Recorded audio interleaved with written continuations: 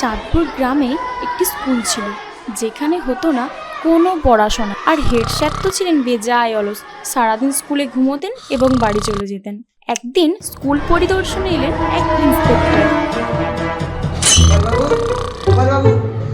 বাবু, আপনি এখানে ঘুমিয়ে ঘুমিয়ে পাঞ্চে বাচ্চেন আর বাইরে আপনার স্টুডেন্টরা না পড়াশোনা করে কেউ ঘুরে বেড়াচ্ছে, কেউ দৌড়াদৌড়ি করছে বা কেউ মারামারি করছে।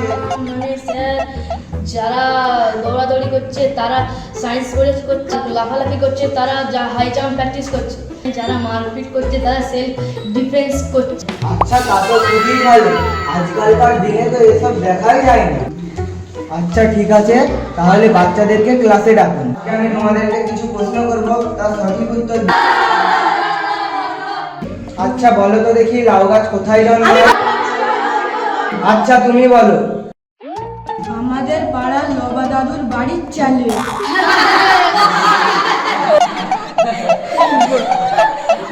কি, বাড়ির ছাদে? আচ্ছা বলো তো দেখি, কোথাকার চা জগৎ বিখ্যাত? আমাদের পাড়ার গরুর জখনের চা জগৎ বিখ্যাত।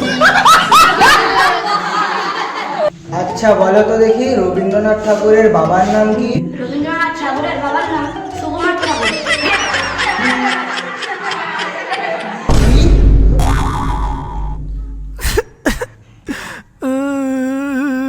আচ্ছা, আমি তো দেখছি আপনি কিছুই শেখাননি। এরা কি করে বলবে রবীন্দ্রনাথ আগের বছর স্কুল থেকে চলে গেছে?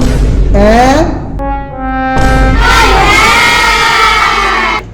আমাদের ভিডিও যদি আপনাদের ভালো লাগে, লাইক, শেয়ার, সাবস্ক্রাইব।